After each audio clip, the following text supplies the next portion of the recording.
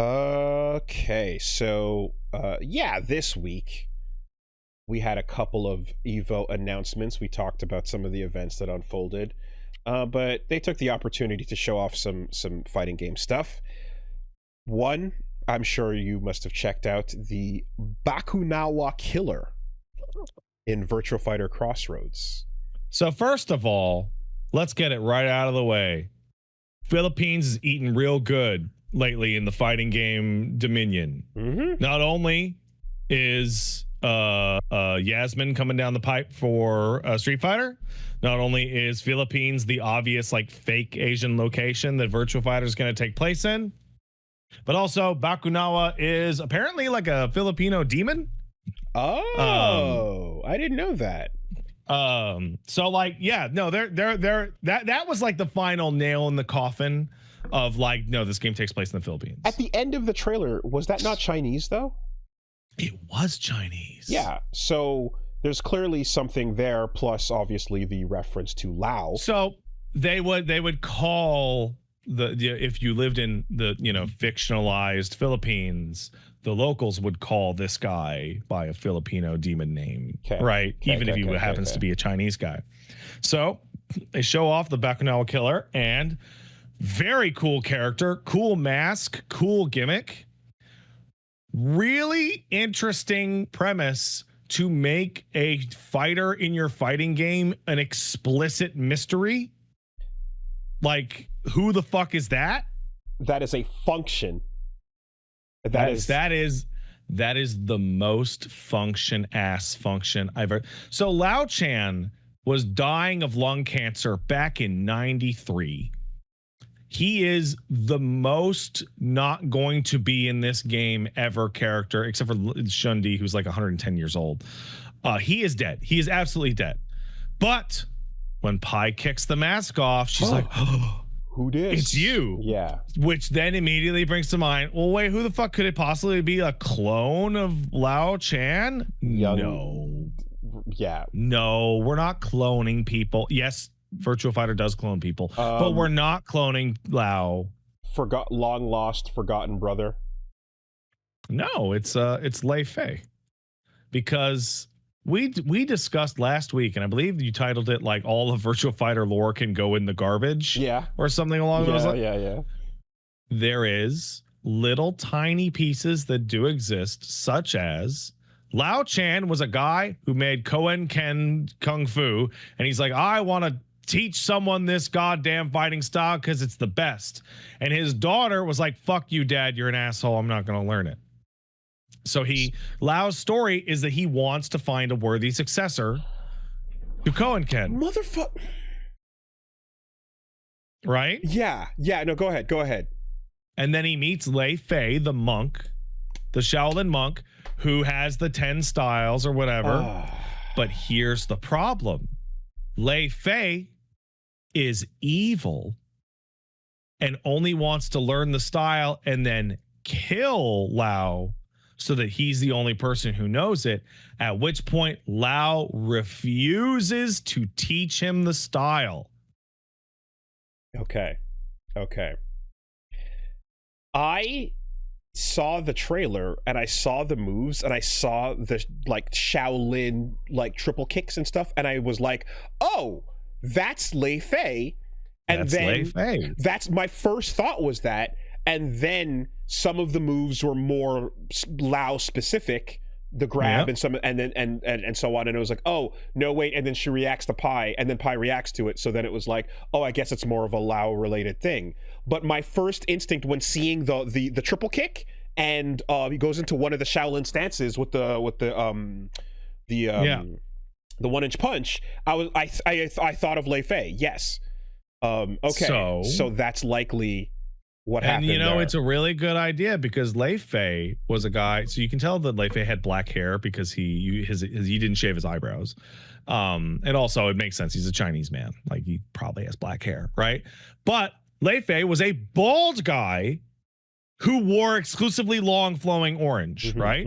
So you can really obfuscate him up real easy by just having him grow his fucking hair out and put a mask on. Let's put some time between it. Right? Yeah. So this is what Virtua Fighter is doing. They are taking the crumbs that exist, like crumbs, and being like, what's the most dramatic possible thing we can do with this tiny crumb?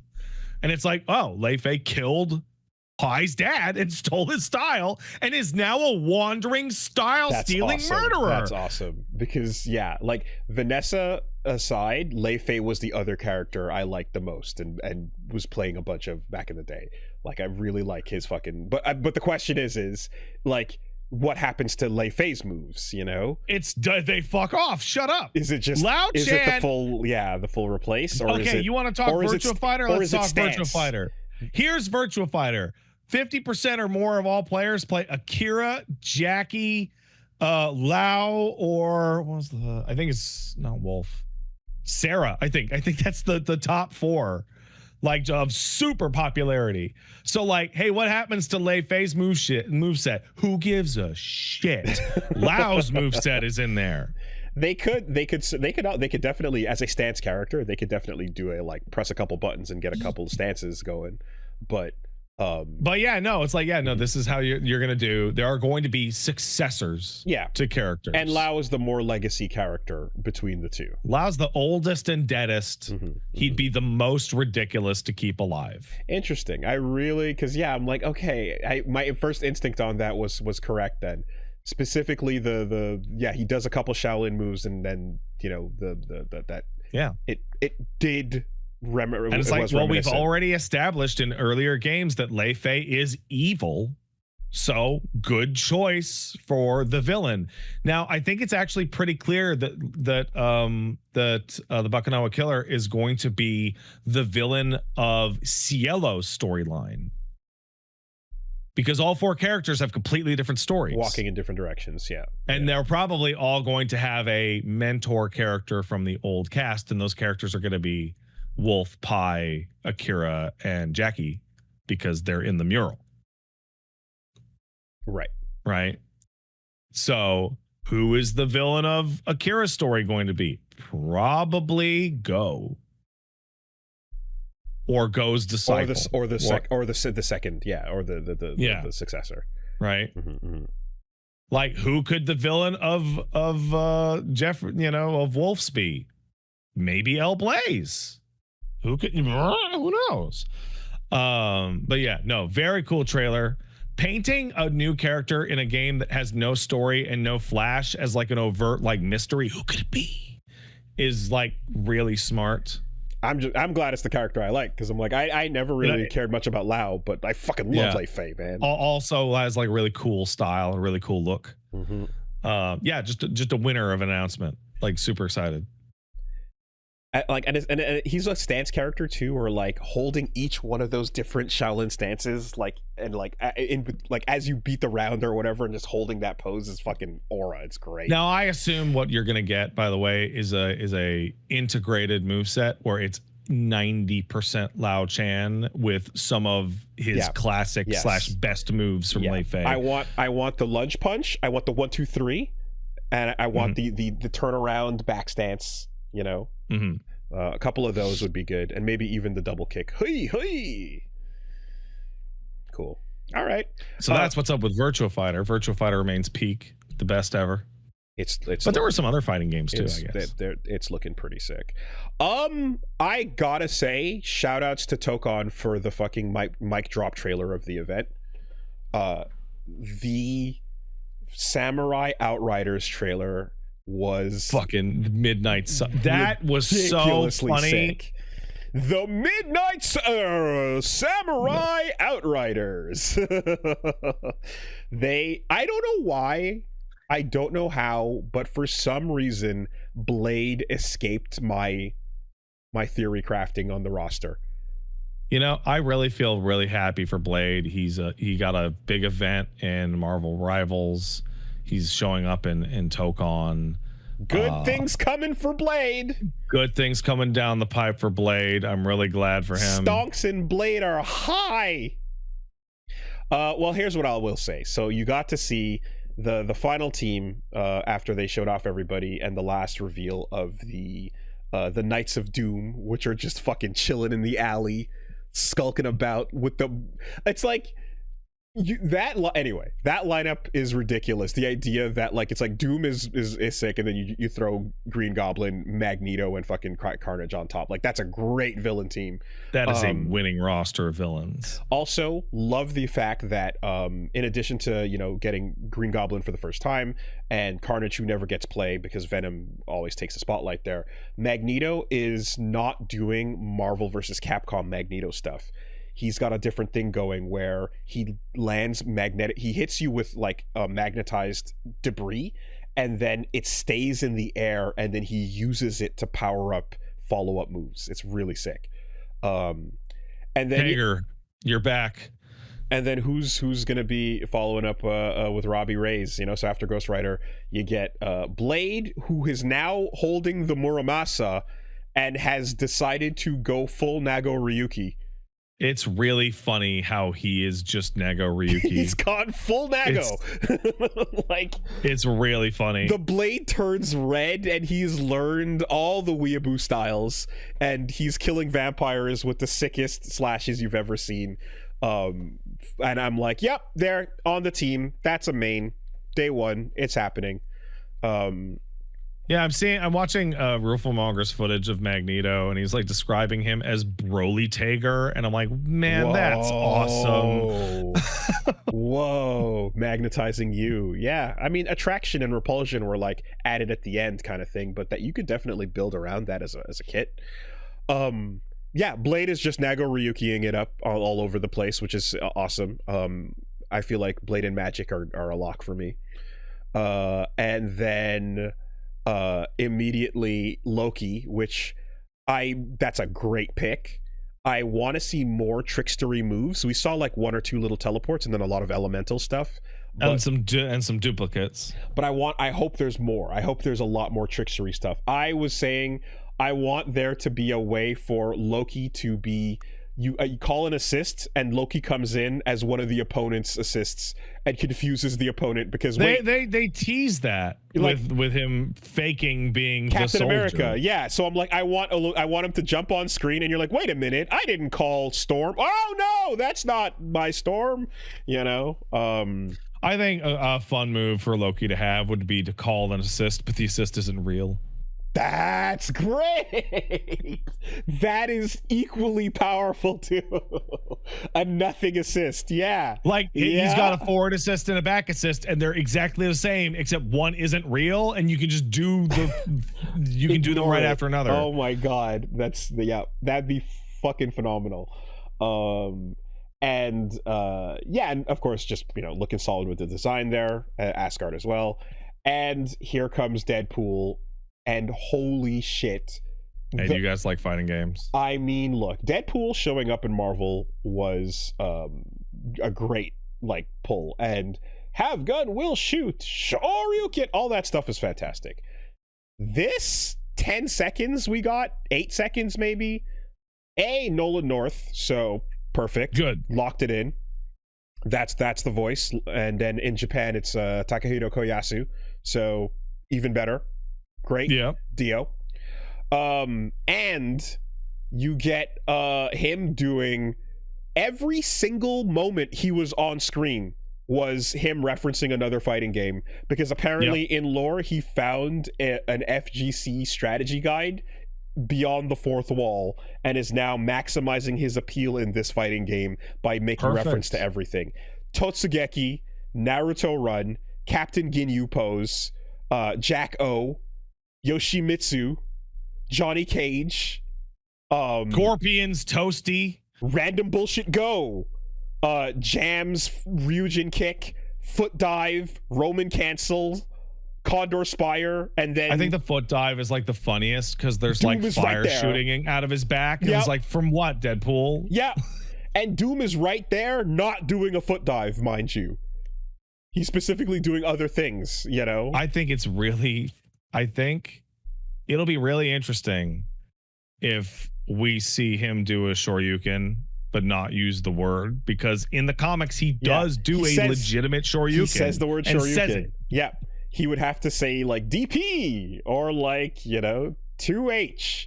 You know what? I think that's probably where the Mortal Kombat uppercut came from, because in the comic it looks like just a fat uppercut. The one in Marvel vs. Capcom, he does bend his leg to properly be more of a Shoryuken. But yeah, he could definitely land it and just say like crouching fierce. So yeah, that's a great roster. Solid. That now that you can look at the whole gang of 20, that is a great roster. And it is a good pick of, it's like they're all strong pulls, a good mix of like obscure reinvented characters and solid faves that have never been seen in a fighting game before. 20 is a good number as well, so that's 5 teams. My biggest curiosity is there's never been I know exactly what you're going to say here. There's never been a 4v4 fighter.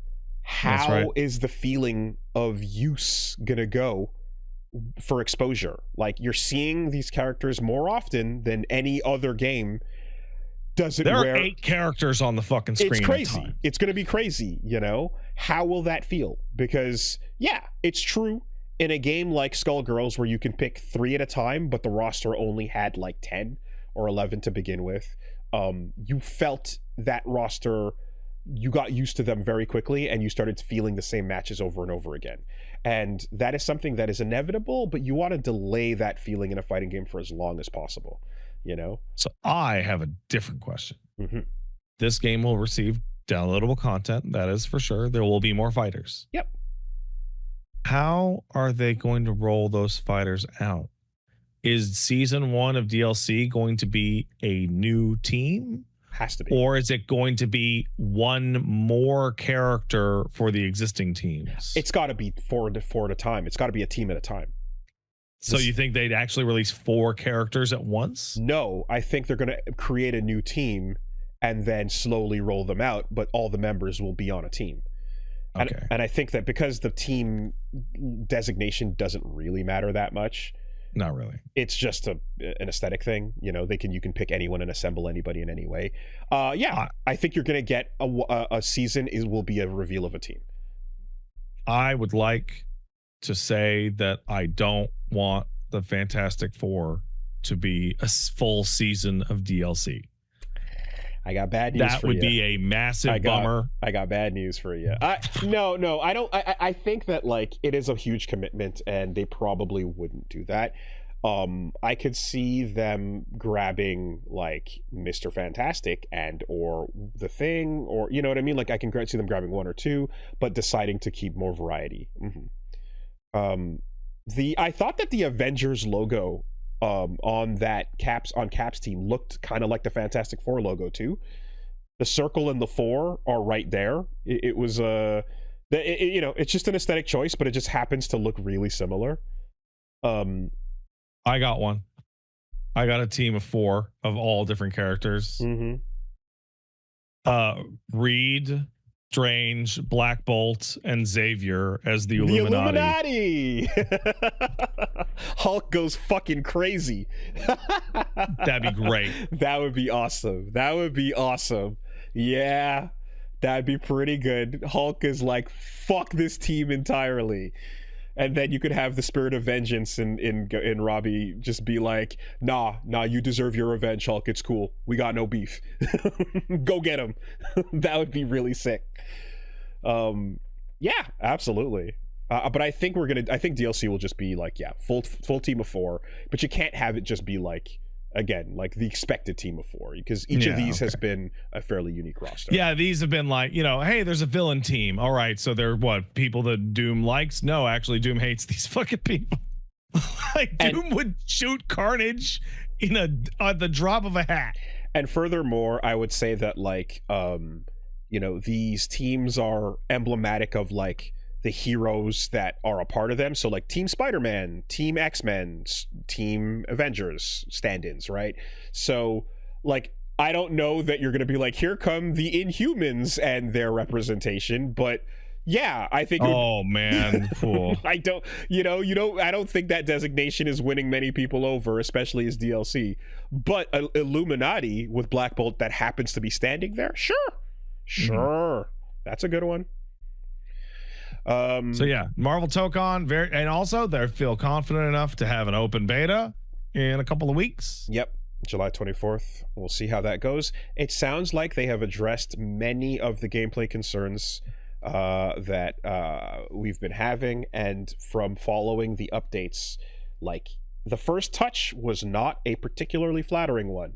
It did not feel great, but they've done a lot since then, and they've managed to get the excitement going. I'm really excited to see what the new version of the game feels like.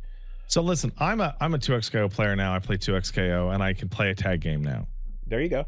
I am really intimidated by Tokon's 4v4 format. Yep. So it's going to be a lot. It's going to be a lot. You're going to have to stare at a lot no matter what. They do have the ultimate design here being that you do not need to tag.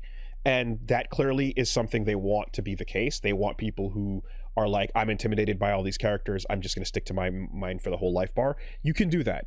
But some of the changes do include things like if you tag to other characters during your combo, you get better damage out of it, right?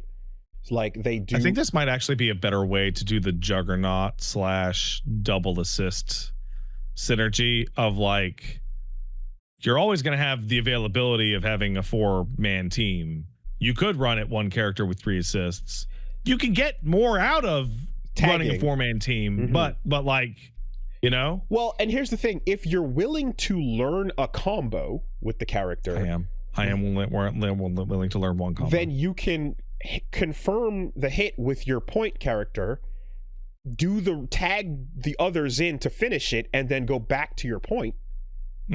That's a possibility too. The life bar is one big life bar. Ideally, I only have to learn one combo per character. Ideally. That would be the fantasy.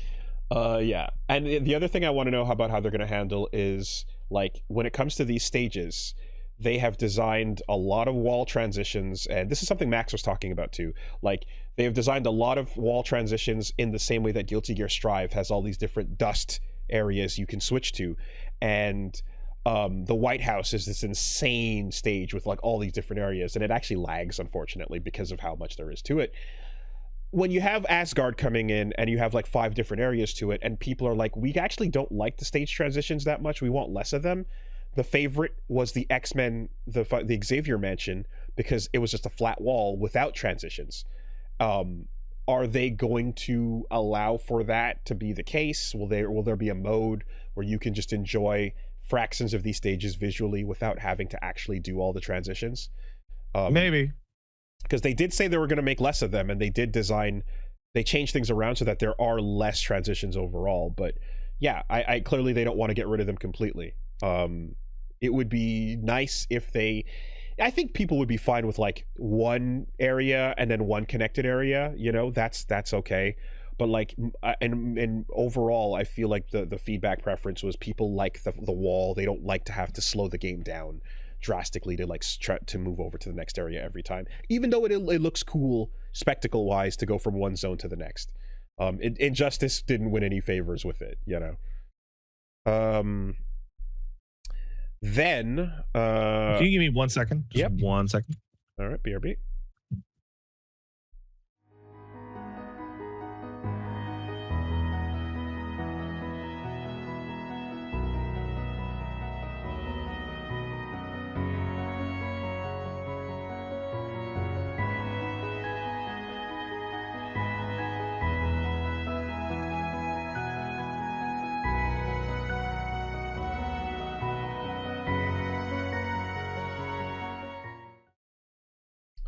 Even though I made fun of wife earlier, wife made me butter tart because wife is best wife. But best implies that there are others to be measured up against. Shut the fuck up. Just shut your fucking mouth. Everyone was looking forward to it. Everyone saw it coming. Everyone knew that BlazBlue was going to get updated again, and they were going to add one more character. How old is Central Fiction?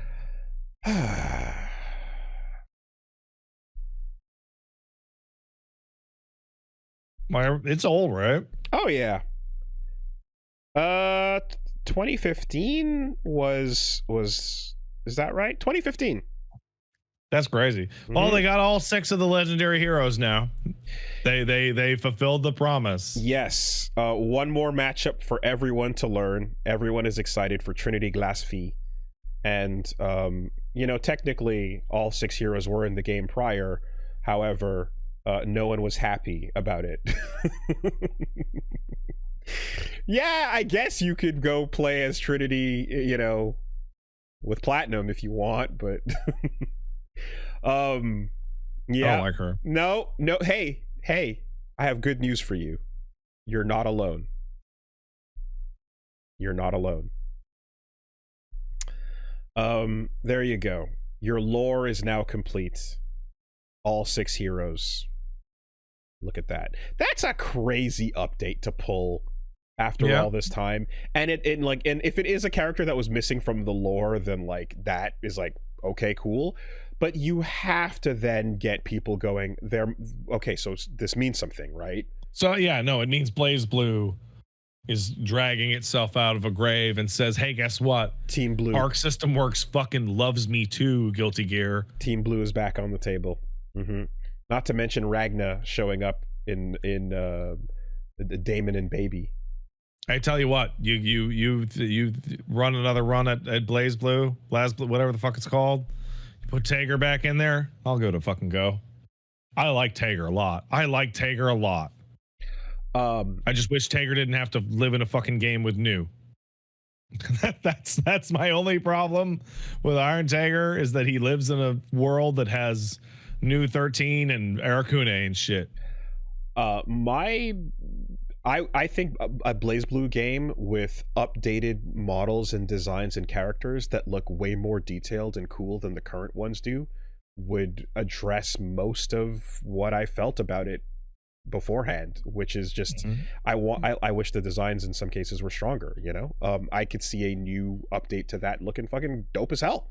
That'd be very cool. I think a new BlazBlue in the modern world, in our current day, with the strivification visually, is definitely good enough for me and you to do like a hey, let's play BlazBlue episode, co-stream collab, in which we play that roguelike or something else and piss people off play the other game. Yeah, just swerve over to the fucking the platformer, run it back one more time. That being said, I just remember being in the crowd when they announced Jubei, and the BlazBlue players we were sitting with were like, God fucking damn it, not another matchup. I hate this shit. The roster's huge, right? It's insane. It's like almost Smash Brothers level. Yeah. And just the absolute exhaustion, not even hype. It was, they announced Jubei and they announced BB Tag, and it was like, okay, here's a new game, sure, and fuck you, what do you mean I have to go learn another matchup? I hate this shit. It was crazy. Okay, hold on. Ragna, Jin, Noelle, Alucard, Rachel, Taukaka. I'm just gonna count them. Oh, Reiner, we're doing this now? Yeah, no, here, 36. 37 now. That's not that bad. Approaching 40 is high for a fighting game. Yeah, well, Street Fighter 6 says they got a fucking 10-year plan, which brings that roster up to 68. It takes it. That's a big life. That's a big life. Anyway, so that is. I hope to live in a world in which there are so many matchups that knowing them all is actually impossible. I mean, Smash Brothers players are kind of in that space. Yeah. Aren't MOBAs already kind of there? MOBAs are absolutely there. Well, there you go. There are way too many interactions to possibly know. And look, if ArcSys knows what they're doing, then you can look forward to actually the same number of matchups, because Platinum the Trinity will be deleted from the game. And Trinity Glass V will be in her slot because the shape of the character select screen is currently balanced. That's true. So you can't have it be lopsided, right? You got to make space. Can't do it. You got to make space, and the way you make space is by just dropping it over. All right, then we got to video games might be good actually. Yeah, like I was looking at all these characters and I was like, yeah, I'm gonna have fun with this stuff. You sure about that? Yeah. You know what? Yeah. I mean, I'll tell you what, fighting games have some fun things coming on.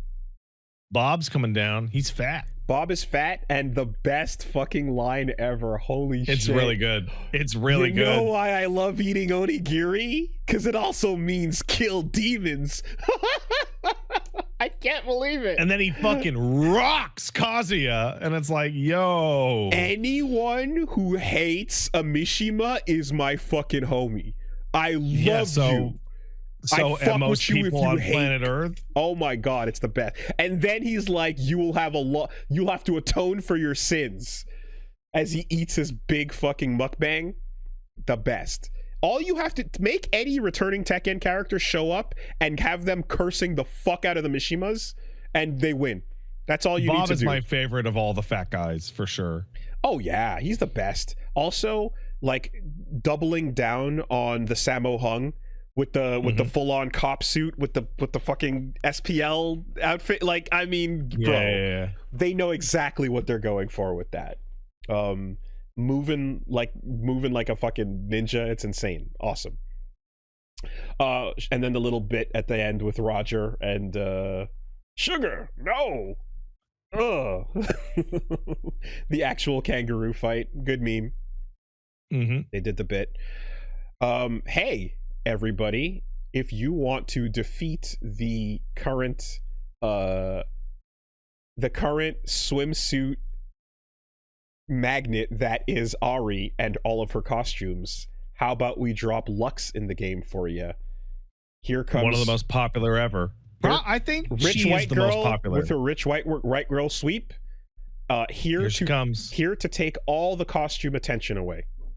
She was an absolute lock. I think she was one of the characters I described that, like, on the list of, like, I don't like Lux. I actually dislike her. I don't like to play as her. I don't like her aesthetic. I don't like anything about her. Absolute lock. Shocked she wasn't in the base roster. That means she is this game's Akuma. That, like, put her as the DLC because people gonna buy Lux. More like the Dizzy almost. Yeah.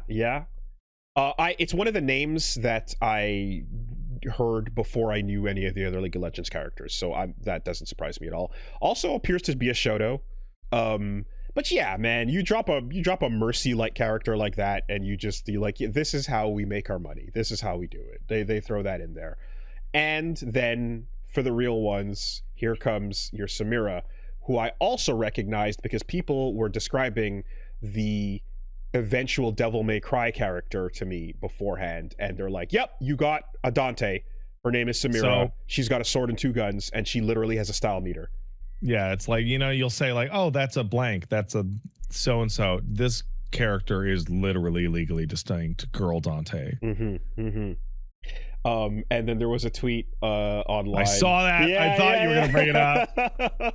Marlin Pie, tell me that you're designing Samira and my life is yours. That's like, sure enough. Marlin Pie is just like little happy face. We are going to get another character that just has everything in the world and too much attention and too much love. A character built for Marlin Pie to play, and he'll also let you play them when the character comes out. Sorry, folks, you will not be able to keep up with the executional requirements for Samira. You will get to play her up to B style at best, but S rank is for the fucking gods. Style beasts only. I mean, at the end of the day, I have to imagine that, like, okay, well, hold on a minute. She's a Devil May Cry style character with a style meter, but she doesn't have more moves than other, like, champs do, right? I'll have to look this up. That's my question, because Dante with the bold cancels and stuff, they gave all the moves they could to make him more representative of a DMC character than a Marvel vs. Capcom one. So in League, everybody has, Q, W, E, R, and then trait, right? It's called Inferno Trigger. Get the fuck out of here. Oh yeah. That's really funny. That's really funny. Okay, wow. So she has the style meter called Daredevil Impulse, and it's in the Devil May Cry font. She has Flare, which is some basic attacks. She has Blade Whirl, which is a spin. She has Rush, which is Stinger. And then she has Inferno Trigger, which is a shooting spin with the guns. So the same amount of moves as the rest of the cast. Yeah, I mean, everyone in League has the same amount of moves. Now there could be style variation where your moves can change properties according to what style you're in. So her even crazier. Her gimmick is using assuming auto attacks as well. If you every attack that is unique, as in different from the last attack, increases your style meter. So in 2XKO, if they kept that and she actually had a bigger move set, it would be too easy to get her style meter up. Basically, she functions as a combo adjudicator. Yeah, if you have a huge list of moves, then you have you go through it a lot simpler. But with fewer moves, the rotation becomes tighter. So okay, and the thing is too, like, I mean, they've clearly shown a willingness to do things like have Senna have two modes entirely, right? So like she has double the kit. There's ways to expand it for sure, but overall, like, if we see a stylish action character, and if those guns are primarily used to do shit in your face like Noelle, mission accomplished. Because there's a lot of gun girls, and they play very differently from each other, but for someone like this, it should be about, again, the guns are a style enhancer, not actually for zoning, It's Marlon Pie Dante. That's all we really need to know. That's it. Yep. That is a fan favorite and a hardcore fan favorite. So smart picks there.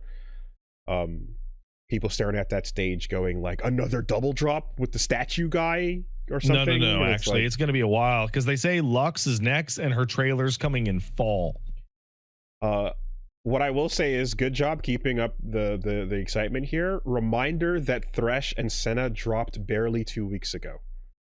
Also, like, the momentum, you gotta, they're doing it. They're fixing the problem with the cast being too small. But Thresh and Senna just dropped the week after Evo happened, and now they're showing you the next two. They're gonna need a sec. We can confirm the 2XKO devs know what's up, because people said we want more characters, and they say, you know what people like? Girls and skeletons. Yeah. Thresh and the Goyles. 5 girls. Thresh and the Goyles. Thresh and the Goyles, man. Yeah. I think crazy. I think after this season, we can give the Femme Fatales a rest and do some cool and make some cool freak picks. I assume there will be 2 guys. Give me a hot boy, 2 freaks, and a girl next season. There, that's about right. Yeah, give me some hot boys, give me some freaks, and then something else. For sure. I would see the only girl next season to be Riven. What about that? Oh, well, they did say, was it Katarina, the redhead? Yeah, she was the first 2XKO character, and she's the sample character, so she might take a while to actually show up. They went too crazy. They made a character that couldn't be defeated. They made a like the mad scientist's prototype that can do all things. No, it sounds like Riven is somebody that people are like been waiting on, and like they're like, damn, no Riven still, even with these announcements. There's a current movement forming from one person for Poppy to show up. That's not one person. Well, it started as one person, and it has become a movement, and the memes are getting edited and popping up more and more. I gotta be blunt, guys. I don't think there's ever going to be another Yordle on that roster. Oh yeah, no. Teemo's the man. No end game Heimerdinger. No, I think you'll see Set. Mark your calendars on this. I think you'll see Set. I think you'll see Riven. I think you'll see Fiddlesticks before you see any other Yordles.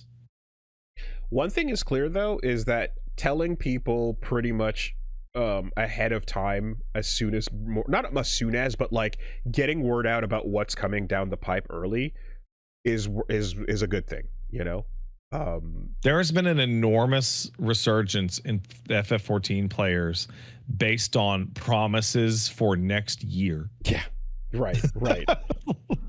Like not even anything that's in the game right now, just like it's going to be really good and beyond year. With the full like Ava suite, but right? like, you know what I mean? Like, knowing is exciting.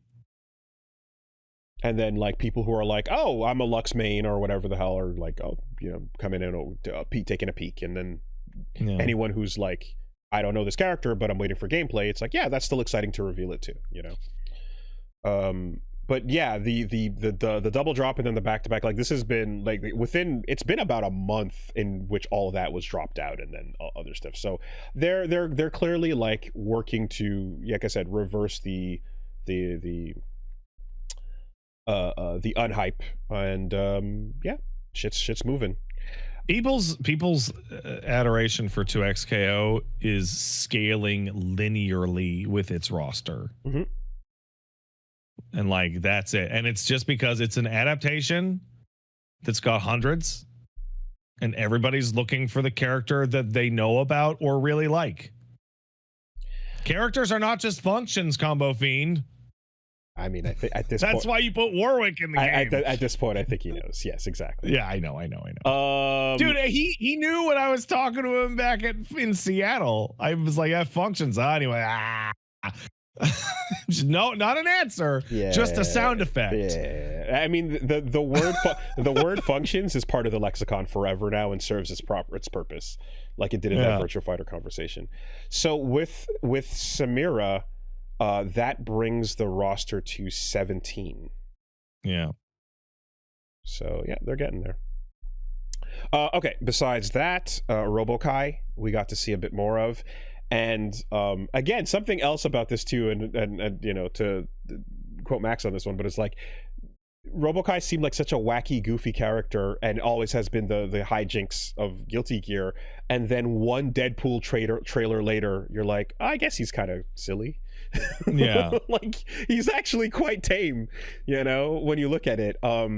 And I will say, watching the breakdown, like, he looks stylish as hell. First of all, I fucking love the suit and the outfit and the double katanas. It's a really classy suit. It's a dapper ass. It's a great look. It looks awesome, right? Then when it comes to the moves and like the way he actually plays and stuff, the strivification of his kit is like to be expected. So they've simplified a lot of complex things about him, and he has a battery system with his energy that is still there, but he used to have to manage overheating. And you have the carpet to charge your battery up and stuff. Still has that now, but you don't have to manage the overheating. It's one of his supers where he'll get to do a bunch of his strongest moves, and then he'll automatically detonate at the end of it. Mm-hmm. Some really fun references in there with like the beetle that's powering him up from like way back in the day. That was one of the things when he gets shocked, and X-Ray showed you like his little beetle sprite inside. And yeah, overall, like aesthetically and everything, that's dope as hell. When it comes to his moves and everything they showed off in the kit, in the breakdown, it was just kind of really tame.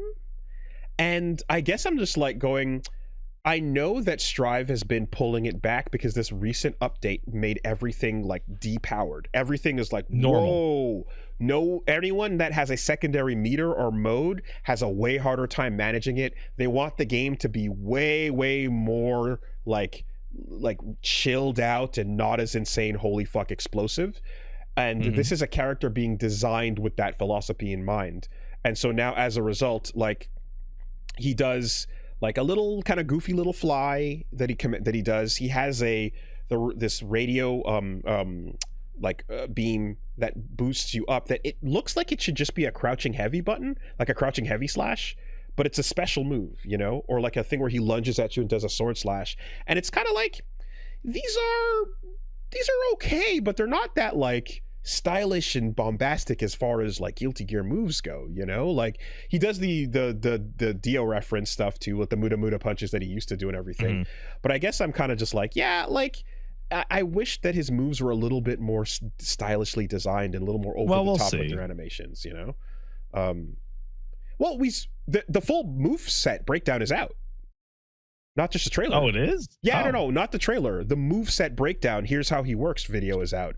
It's very like, in this Behemoth Typhoon? Exactly. Yeah. And it's pretty tame, you know? Overall, like even Sin is doing these bigger, crazier car crash neutral ass moves where he's flying at you with the beak drivers and stuff. And overall, Robo-Kai is just kind of he slides at you a little bit, does a little thing, does a rocket punch that's pretty good, does a little bounce you up with the radio, puts the carpet down. That's about it, you know? And a little fly here and there. It's very tame as a moveset. Wow, he does look really slick in that suit. The design is incredible. Yeah.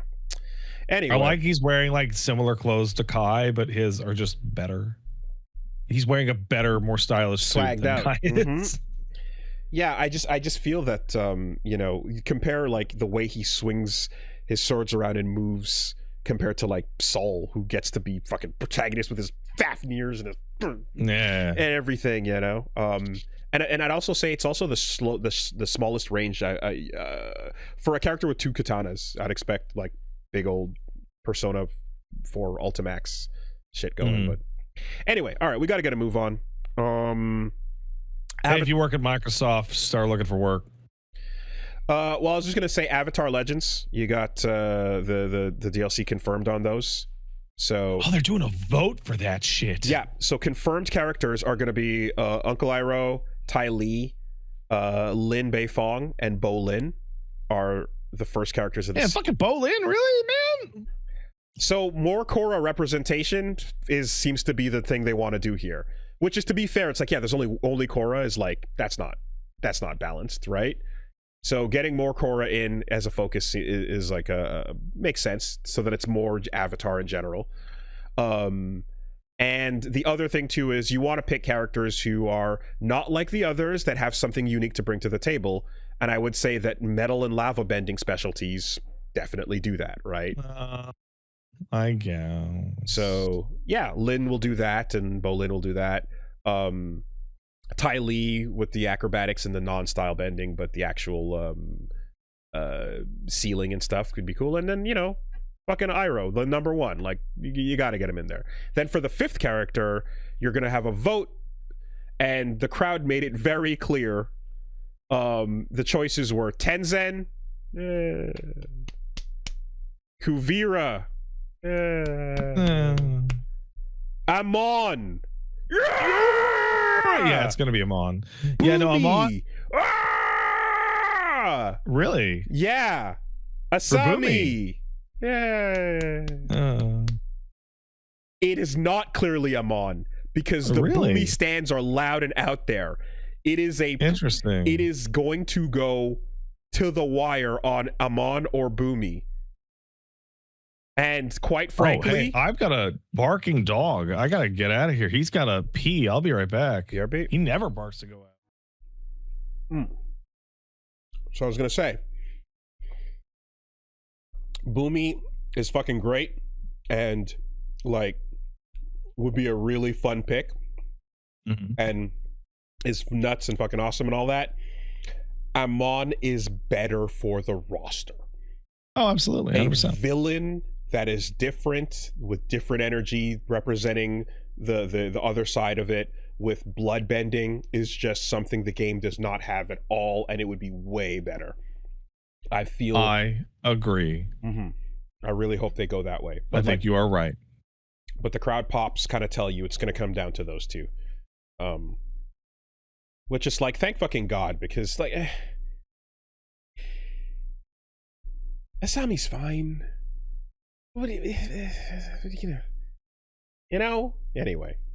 Yeah. Side note, I want to just give a little golf clap to the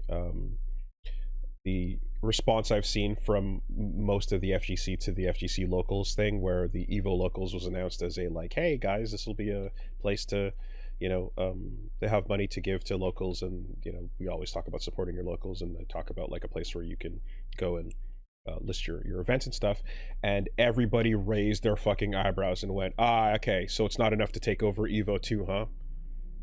You want to get Saudi money in on the ground level, on the grassroots too? Cool. And I was like, yes, thank you for fucking seeing through it. I really appreciate that. That's dope. You gotta just do it all, get it all under there, so we can just leave in a couple of years and just leave it burning. I'm just glad the response was immediately people going, no, I don't know about that. I'd like it if you I don't know, man. You do your thing over there, and let's stay in control of our shit. Oh, thank you very much. You know. Anyways, okay, so moving on real quick, because yeah, it is getting late. We did start late. Microsoft is fucking gonna fire everyone. All of it. Everyone's getting fired. It's all coming down. The only person who's for sure he's safe is Kojima's OD. But I am seeing multiple articles about selling off,